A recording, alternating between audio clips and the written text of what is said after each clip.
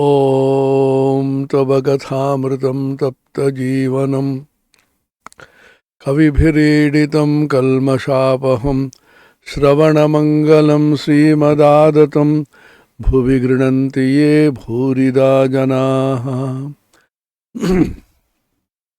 Sri Ramakrishna Kathamrita, the Gospel of Sri Ramakrishna, recorded by M. Sri Mahendranath Gupta, a disciple and apostle of Sri Ramakrishna. Sri Ramakrishna is telling the story of how you should tackle people who are mischievous, wicked, and potentially harmful. The question was asked, Mahashaya, যদি দুষ্ট লোকে অনিষ্ট করতে আসে বা অনিষ্ট করে তাহলে কি চুপ করে থাকা উচিত? If wicked people come and harm us or tend to harm us, what should we do? Should we simply keep quiet or retaliate? Then he gives a beautiful story in reply.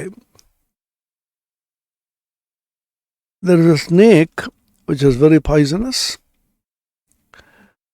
and everybody was terribly afraid of the snake.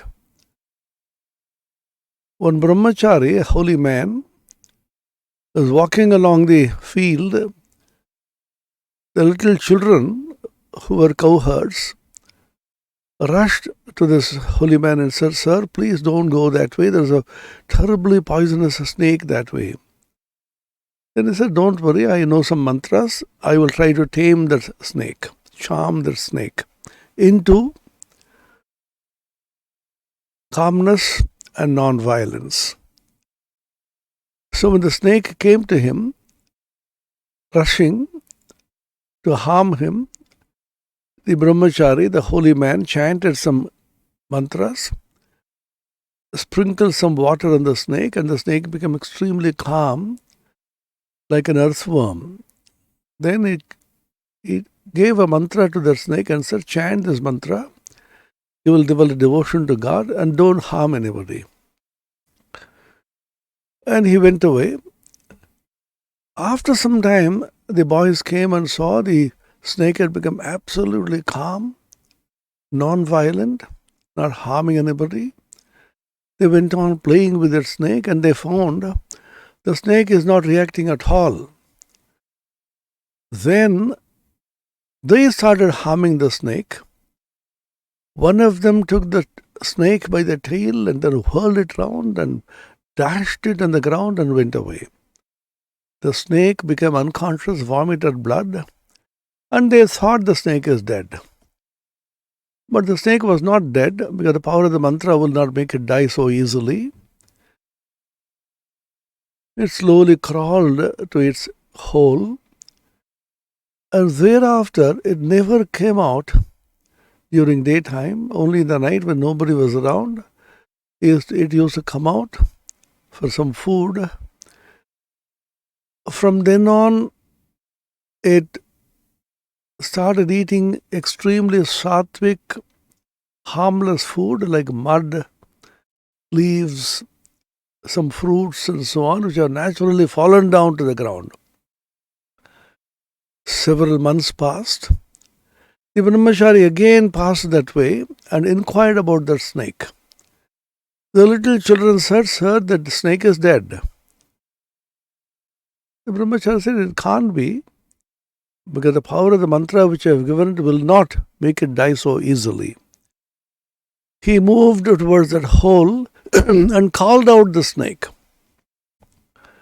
After repeated calling, the snake came out, could not even recognize the brahmachari, could not remember anything. Then the brahmachari revived its memory and said, "How are you? Why are you in such a bad shape?" It became emaciated, half dead, as it were. Then it could not even remember the kind of harm the boys had done to it. It had completely forgiven those boys who harmed it. And after a lot of effort, the snake remembered how the boys took it by the tail and whirled and smashed it to the ground. Then he said, "Oh, after all, they are children, they are boys, they do not know the kind of change which has come over me after receiving mantra from you. I have become very saintly now. I have completely given up harming anybody. How will they know?" Then the holy man told the snake,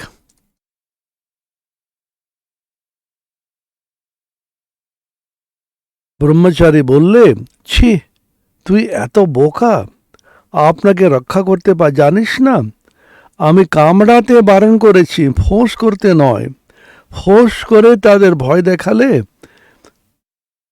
ভয় দেখাস নাই কেন? দুষ্টু লোকের কাছে ফোঁস করতে হয়, ভয় দেখাতে হয় পাছে অনিষ্ট করে। তাদের গায়ে বিষ ঢালতে নাই, অনিষ্ট করতে নাই। This is a great lesson for those of us who are living in society, interacting with people, good, bad, indifferent, wicked people, violent people, harmful people. So what do we do? The brahmachari told the snake, "Fai aparnyuchi, you are such a stupid fellow. I told you not to harm anybody, not to bite anybody. I never forbade hissing. You should have hissed when they came. If you have raised your hood and started hissing violently, they would have, out of fear, they would have run away. And then you would have been safe. So never bite but hiss." This is the lesson for people in society to protect themselves, Atma Raksha, against wicked people who are likely to harm and do harm. Such a practical lesson which Ramakrishna gives here. In the case of extraordinary saints and sannyasins, Paramahamsas, who live away from society, even this is not allowed. But we need not discuss this very special class separately, because very, very few, and those who cut themselves off completely from society. For such people, even hissing is not allowed. They will not try to protect themselves. God protects them. Swami Vivekananda was once asked by somebody, if strong people oppress the weak, then what do we do? Thrash the strong, of course, he said. On another occasion he was asked, if wicked people come to harm us, then what should we do? Should we retaliate? Or should we keep quiet? He said, non-resistance, non-retaliation for sannyasins, self-defense for the householder. All of us are householders in a sense because we live and interact with society. We live in society, we interact with the society, and therefore, in a sense, every one of us is a householder. In the present day, nobody can move away from society anywhere. Even if you go to the caves of the Himalayas, there is some communication, there is internet facility, there are Android phones. You can't just move away from society, even in the remotest cave of a Himalaya. So, the question of people moving away from society and getting absorbed in God is very rare, and such people need not particularly be discussed. They are being specially protected by the Divine Lord, and they do not even attempt to protect themselves.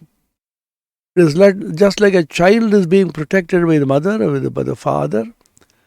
A child does not know how to protect itself. It only cries to the parents. In exactly the same way, people who are highly evolved, who live in God consciousness all the time, they simply are in touch with God and God protects them.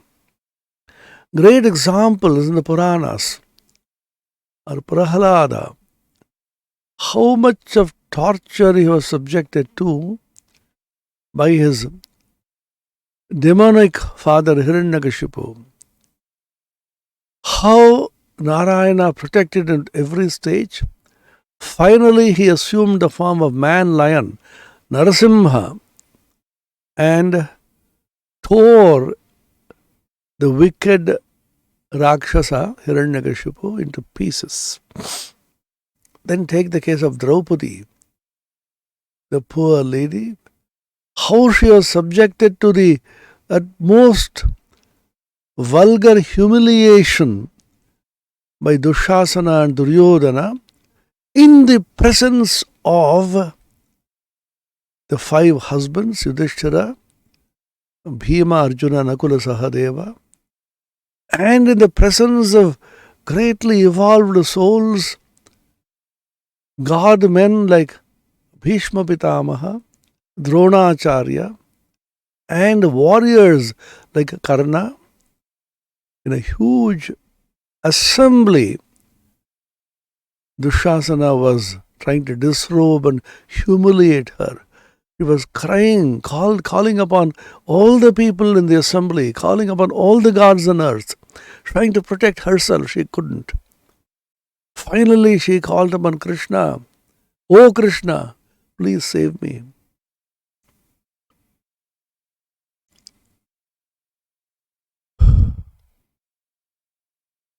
Bho Krishna Achyuta Bho Pandavanam Sakhe Kwasi Suyodhanadapahatam Bho Rakshama Maturam Ityukto Kshaya Vastra Samsritatanum Yopalayad Draupadim Artratranaparayana Bhagavan Narayano Me Gatihi.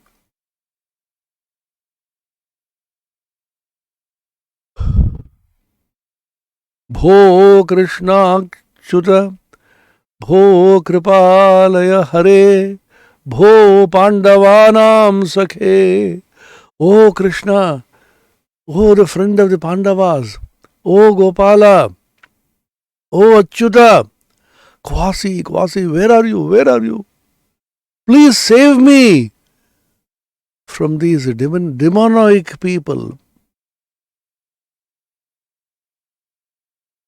She was so pure, so elevated, so pure-hearted.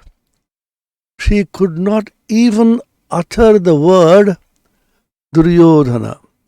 Dur word she could not utter. She just Suyodhana Dabhagata. Suyodhana. She could not even utter the word Duryodhana. Then infinite cloth was given to her by Sri Krishna. Dushasana is pulling the cloth covering her body. Endlessly cloth went on coming by the magic, by the grace of Sri Krishna. That is the protective power of the divine if you call on him with a longing heart. These are not stories. Remember, these are not simple imaginations. These are the ideals placed before us in the form of Purana so that we can simulate them, follow these examples, and develop the dependence on God. It is possible to depend on God in howsoever a small fashion. Just a little you depend. The more and more you depend on Him, the more you feel greatly protected. He exists and He protects you. Take the story in the Bhagavatam of a helpless elephant, Gajendra. This is a story of Gajendra Moksha. How the Lord gave moksha, liberation, to even an animal, subhuman species like an elephant. This elephant is very devoted to the Lord Narayana. When he went for a bath in a river, a crocodile caught it. A crocodile with powerful teeth, sharp, piercing, caught hold of the feet of this elephant and started dragging it. Profuse bleeding started. Terrible pain. It could not release itself from the clutches of this terrible crocodile. Started bleating, crying, "Oh Narayana." Before that, he thought he will call upon some smaller gods. Why trouble Narayana for this? So many gods. Indra, Varuna, Yama, Vayu. One by one, all the gods he was calling. Nobody came to the rescue. Nobody could have the power to save it. Then when the elephant, took a small flower, lotus flower, floating on the river in its trunk, raised the trunk and then started praying intensely, the Lord came rushing on the Garuda Vahana and with his chakra cut to pieces the crocodile and saved this elephant. Nakragrasta padam samudhrutagaram brahmadayo bhosuraha palyantamiti dinavakya garinam deveshvashakteshu yaha ma shocheti rarakshanakra chakrayudha sridharaha artratranaparayana bhagavan narayano me gati. The Artratrana Narayana Stotram, it is attributed to Shankara. Some people say it is Kuresha's composition. Be that as it may, look at the sentiment. Whenever you are in trouble, call upon Narayana. He is the one savior who is definite to save you. Artratranaparayana bhagavan narayano me gatihi. He is the only gati, he is the only refuge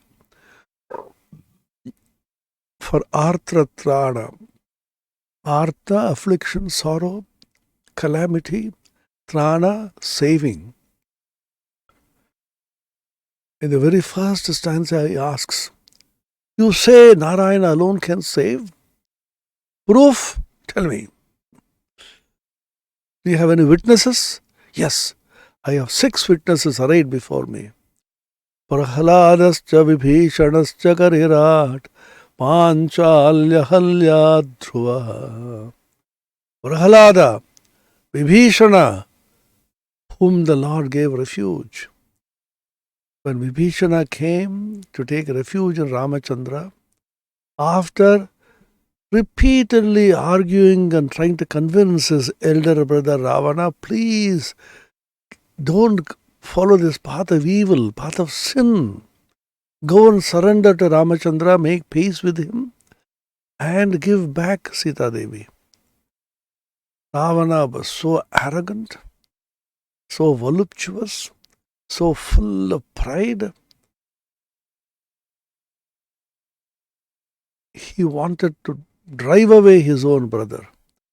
He had no other way except to run to Ramachandra for support and for refuge. The famous story in the Ramayana, he is coming through Akasha Marga in the heavenly path, and Rama said, stay there. I have to discuss with my council of advisors to find out whether you can be admitted at all. He quickly called a council of advisors and asked them what we should do now. Should we accept him in our fold? One by one, many people had many different opinions. Finally, the Buddhimatam Varishtham, the greatest of wise people, Mahavir Hanuman, he said, "O Rama, even if Ravana comes and asks for refuge, you have no choice except to grant him refuge, because you have incarnated in this avatara only to give refuge to people. That is your vrata, that is your vow. You have to give refuge and grant fearlessness to people, abhaya." Then the famous statement, declaration, pratishruti, the promise of the Lord. Sakrideva prapannaya tavasmi diyachate abhayam sarva bhutebhyo dadam yetad vratam mama. Etad mama vratam, this is my vrata. This is my vow. This is the vrata with which I have incarnated myself in a human body. What is that? Sakrideva prapannaya tavasmiti achate. Sakridev, even once, if a person who has taken refuge in me, prapannaya, and comes and tells me even once, tavasmi, I am yours, I take refuge in me, in you, abhayam sarva bhutebhyo dadami. This is one of the most profound statements in our scriptures. Sannyasis have been mandated by the sannyasa vrata to give abhaya to all creatures. Abhayam sarva bhutebhyo dadami. So I give refuge to all people. Because all of them are my own self. Atmopamyena sarvatra samam pashyati yorjuna sukham va yadi va dukkham sayogi paramo mataha. Bhagavad Gita. Atmopamyena sarvatra.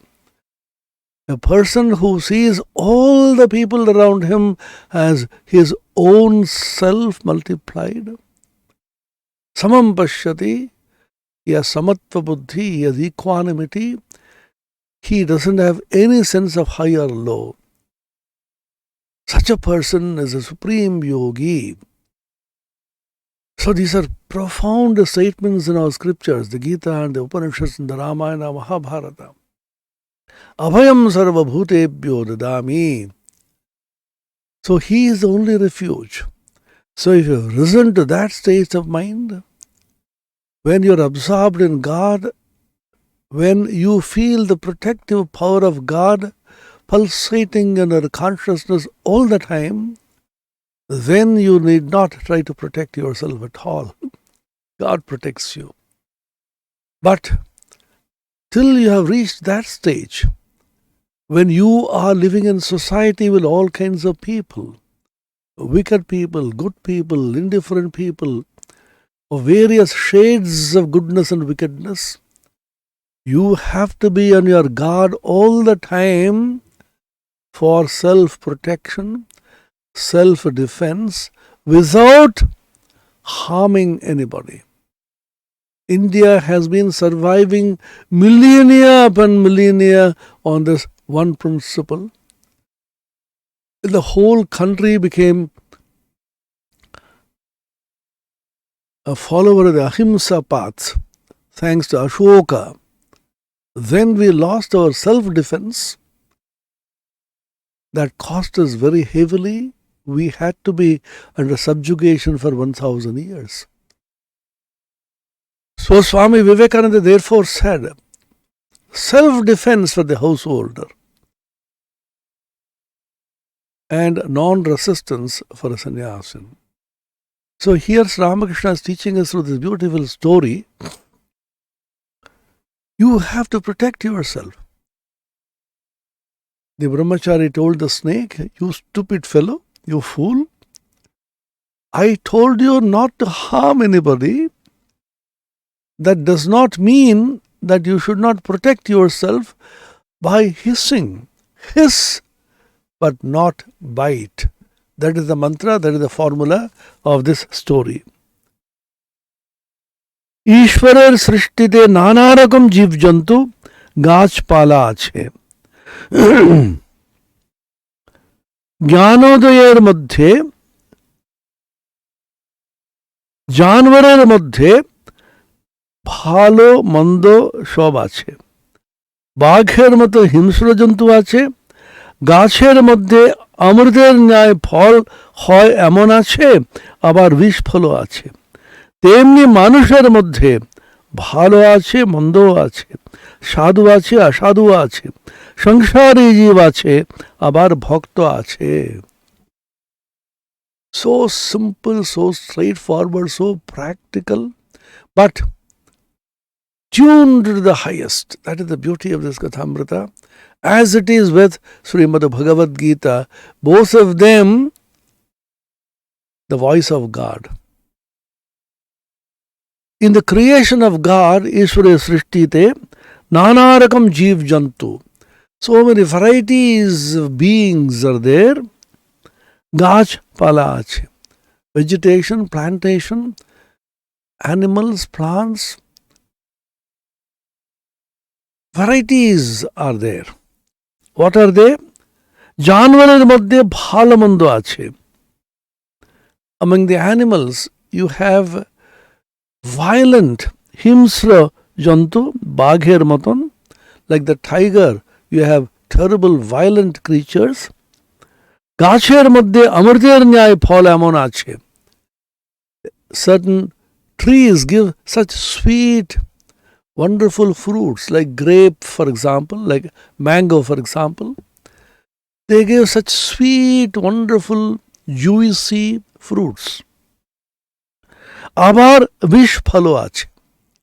Again, you have poisonous fruits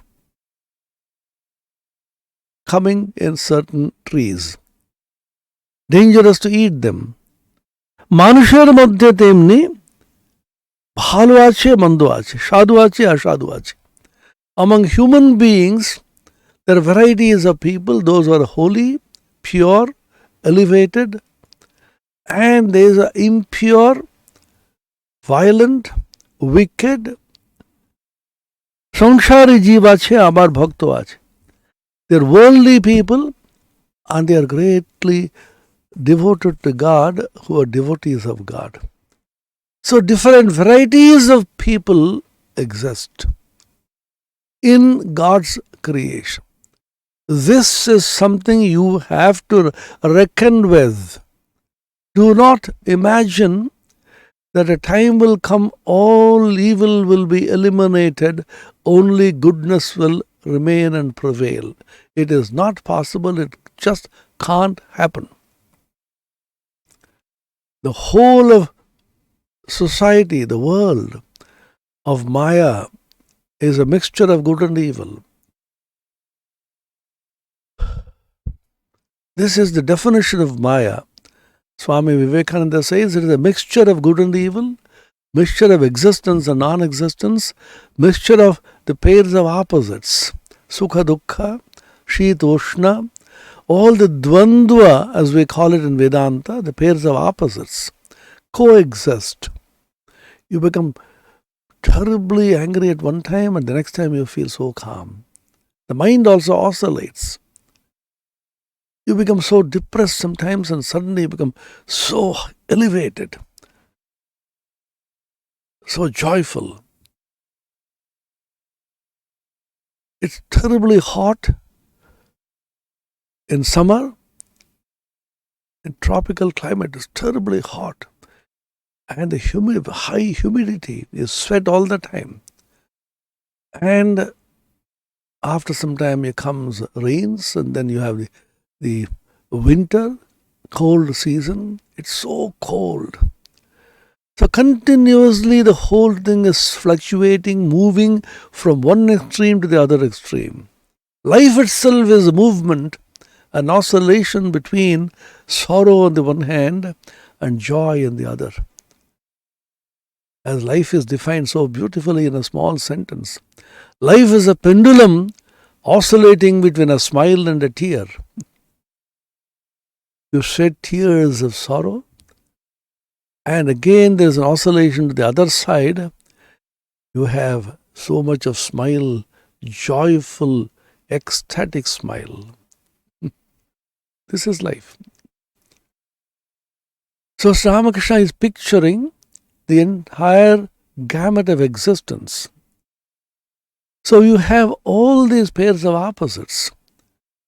And among jivas, human beings are such variety. Bhakto ache, sadhu ache, ashadhu ache, samsari jiva ache.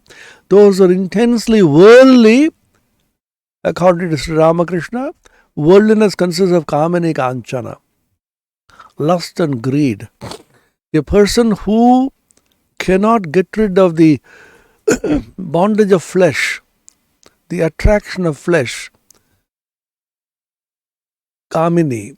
Kamini does not mean only a woman. It means a seductress, the seductive aspect of woman. In the case of Purusha, men, or in the case of men, it is the other way. For women it is men, and for men it is women. That's how the world is constituted.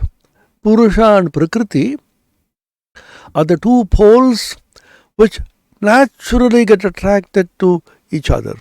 That's how the world is constituted.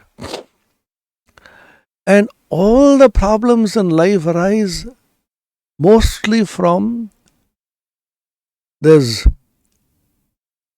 peculiar attraction which male and female feel for each other, because of which man becomes deluded, infatuated, and treads the path of sin. And wealth, money, kanchana, gold.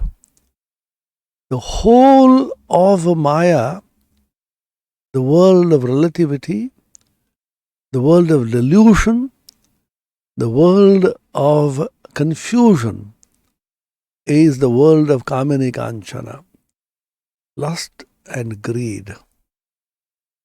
And then Sri Ramakrishna goes on now to give the varieties of different kinds of human beings that we have. So look at the analysis, the classification, and the mastermind of Sri Ramakrishna, based on such keen, powerful observation of the world, although he was all the time in samadhi, and understanding of the world, classifying people and putting them in their correct place and perspective. Jeev char prakar. He classifies beings, human beings, into four kinds. Classification.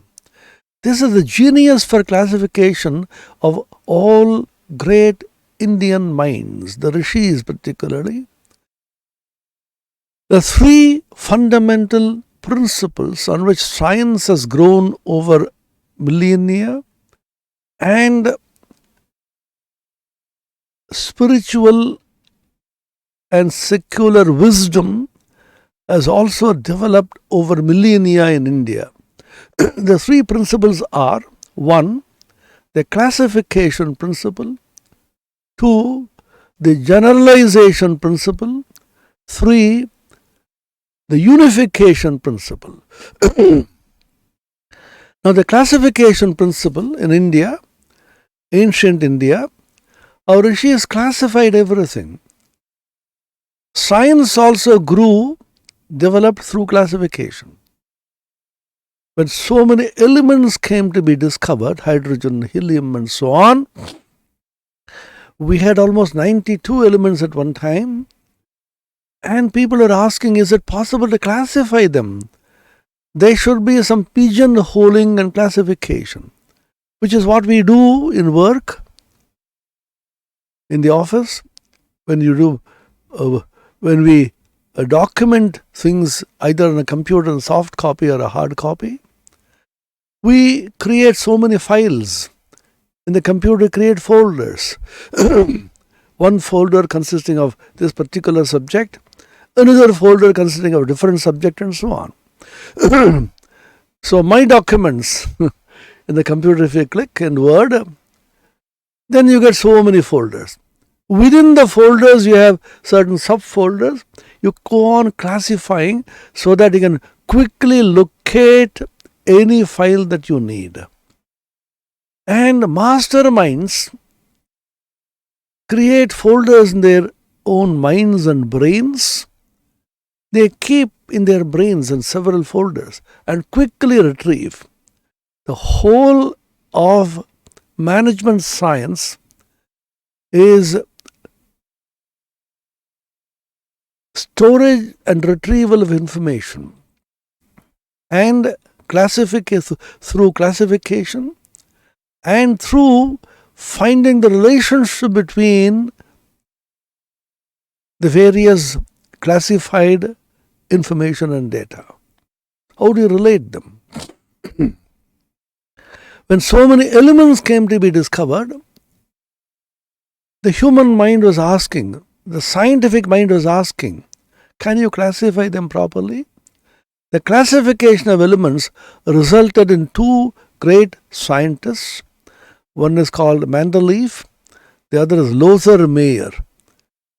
They created this periodic table of elements. They were put in periods and groups according to the property that they possessed. And there is a group in which inert gases are put. Helium, neon, and so on. These inert gases are gases which do not interact with anything. They can't form compounds. Interaction with other elements to form compounds is a fundamental characteristic of any element. You pair with people, you interact with people, in the human life also, in society, you form pairs. You have a relational understanding with people. The moment you are born, you are related to your parents, father, mother. When you slowly grow, then you have a sister and a brother. And the moment you talk about your father and mother, father's father, father's mother, and mother's father and mother's mother, grandparents on both sides. Then you have the brothers and sisters of your father and mother, uncles, aunts, their children. Immediately you become related to a few hundred people. When you grow up, you have friends with which you are related. And when you marry, you immediately get related to the same relationship which you had before marriage with an entirely new group of people with only addition of in-law. You have a father and then you get a father-in-law. You have a mother, then you get a mother-in-law. You have a brother, you have a brother-in-law. You have a sister, you get a sister-in-law, and so on. So you create an entirely new set of relationships till you are related to hundreds of people in this world. And you are related to your pets, the dog or the cat which you have at house. And you have servants. In the office you have friends, your boss, your subordinate, your friends. And if you're a teacher, you have students. And the whole of the animal kingdom, the cows and the dogs and various animals, and plantation, the trees, the flowers, so, and the rivers, the water bodies. So you are in the midst of a huge collection of human beings, subhuman beings, animals, plants, water bodies, with whom you are related. And you keep moving in this relationship, which is called life. Life is defined as a movement in a relationship. And if you live alone, unrelated to anybody, although physically you have to be related, mentally you have to be related, but psychologically, deep within, you may completely remain isolated, not emotionally dependent on anything. A relationship involves dependence, and dependence is misery. So you mentally, psychologically, spiritually isolate yourself totally, although you live in a world as if you are related. It's called anasakti, detachment, non-attachment. Ultimately, the spiritual complete detachment called kaivalya, ekalatva, the ekatva, kevalatva. So you remain alone. It is not loneliness, it is aloneness. I just remain alone and I'm intensely happy. It's called Atma Rama. So such a person is related to everything through love, through harmony, through affection, through unselfishness. But he doesn't carry any bondage with him. That is the highest state which has been conceived. So they classify, just like a periodic table, you classify. What are the different human aspirations? What do we seek in life? Suppose I ask you, what do we want in life? How many wants do you have in life? The answer will be, innumerable wants. How many wants? I want this, I want that. Can you classify them? Our ancients did it. Look at the genius of the ancient rishis. They said, we'll classify them, and they came up with 4 different groups of aspirations. They are called Chaturvidha Purushartha. Purusha means a human being, not a male person only. A human being, Artha, seeking. Prarthita, Purushena, Arthita, Athava Prarthita is Purushartha. That which is sought by human beings. What are they? Dharma, Artha, Kama and Moksha. Everybody has desires, Kama. How many hundreds of desires we have. And for the fulfillment of these desires, we definitely need Artha, money. So these are the most fundamental aspiration of seeking, Artha and Kama. But my pursuit of Artha and Kama has to be regulated by Dharma. Dharma is the principle of sacrifice, unselfishness, purity, by which I don't only seek my own welfare, I see to it that my seeking my welfare does not impinge upon or encroach upon or adversely affect somebody else's seeking his or her welfare. I walk along the street, I say I have freedom to walk in the street, but your freedom has to be circumscribed by the freedom of the other person who also is walking in the street. So you should not clash with each other. I should sacrifice my freedom so that the other people's freedom is also protected. This is called democracy. This is called dharma, the principle of sacrifice. I should sacrifice my own little self-interest for the sake of the collective, the whole. There is an interesting incident which is often quoted. Perhaps it happened really. It's a very famous story. The story is two Britishers were walking in the street. You know, the British people are proverbially called stiff upper-necked people.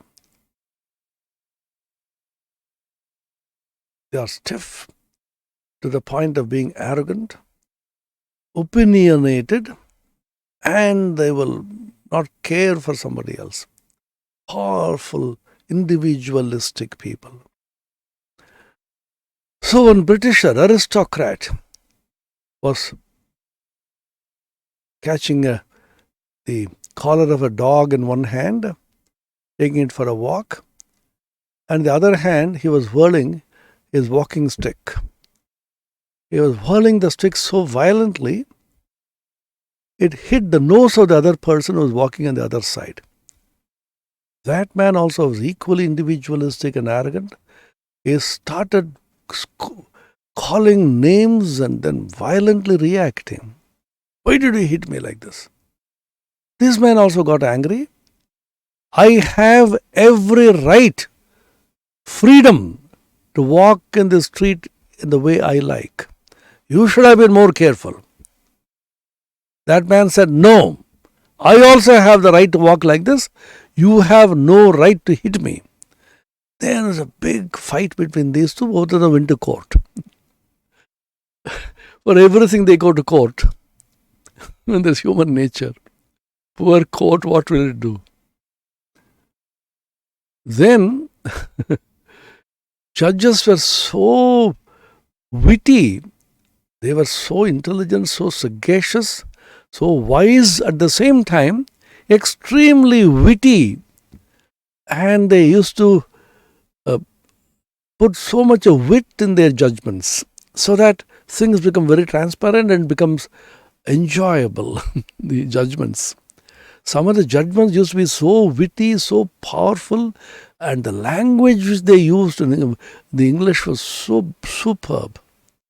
So the judge wrote, yes, you have your fundamental right intact. You have full freedom to walk, whirling your stick on the street, but your freedom to walk the way you like ends where the other man's nose begins. And that is the joke.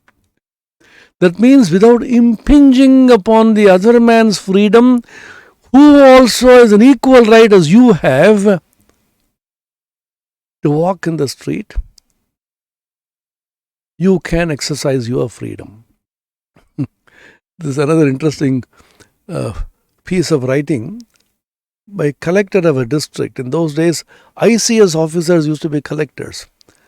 The district collectors. They used to be the chief of the district. Now we call them district magistrates, a DM. There's a big riot somewhere, and the inspector and the sub-inspector there, he became mortally afraid. He simply fled away from that place out of fear. So the collector was asked to go investigate and prepare a report.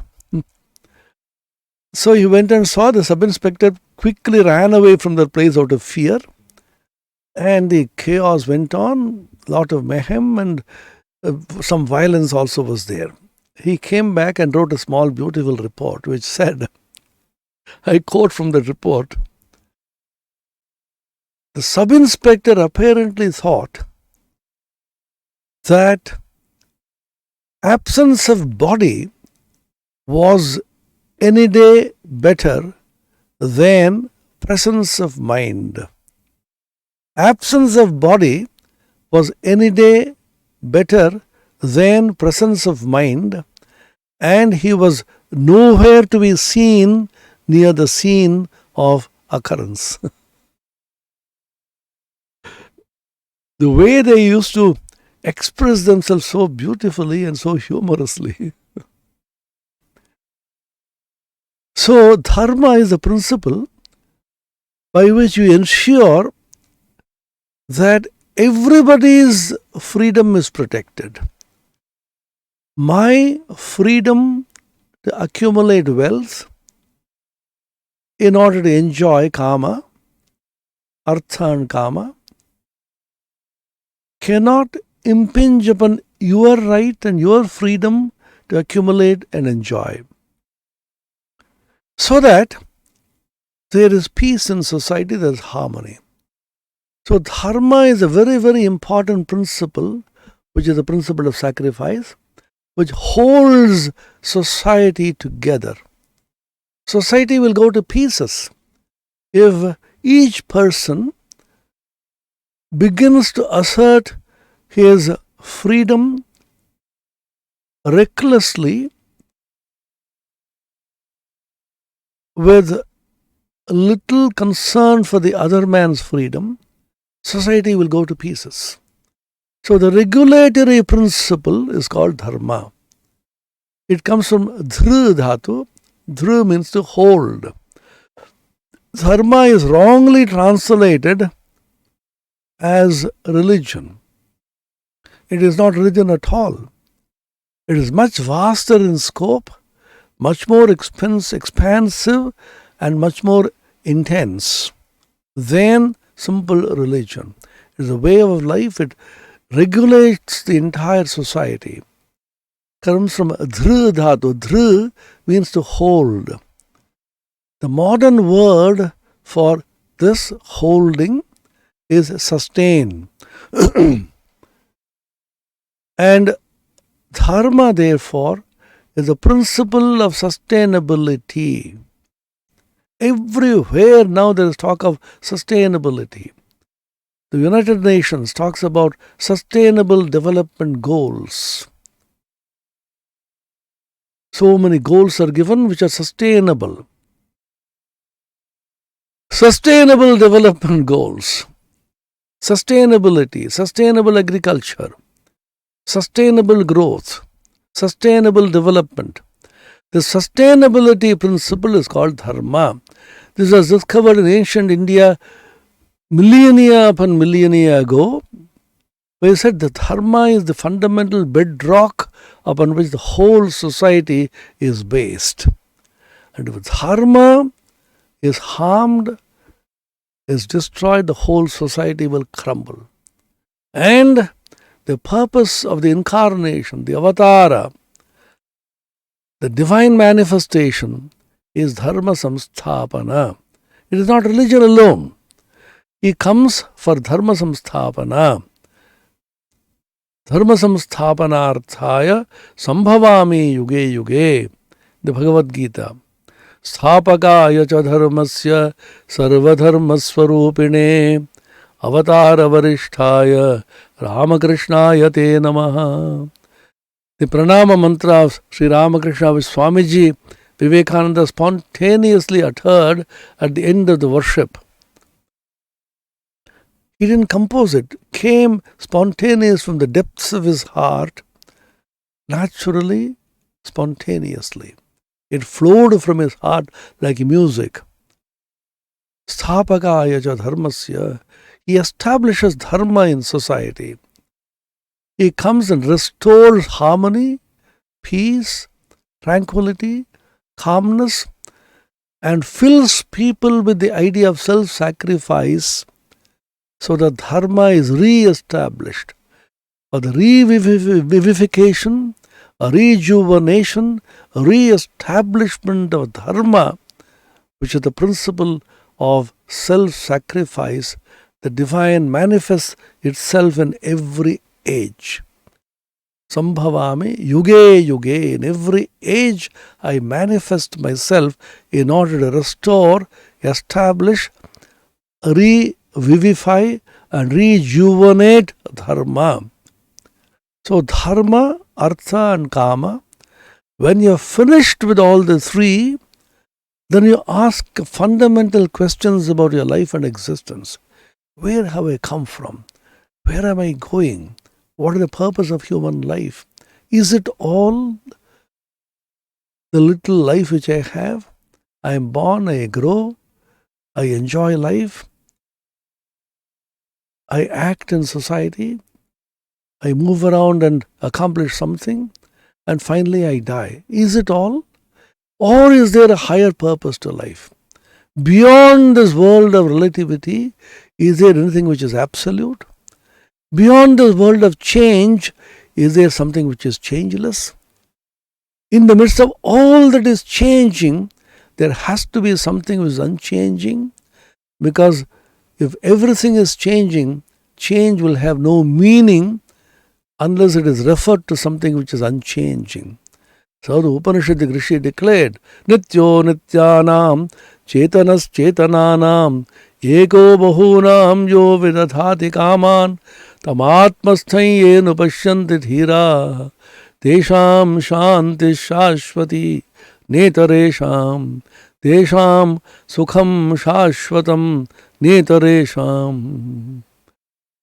In the midst of all the anitya vastu, ephemeral things, there is one eternal, unchanging, permanent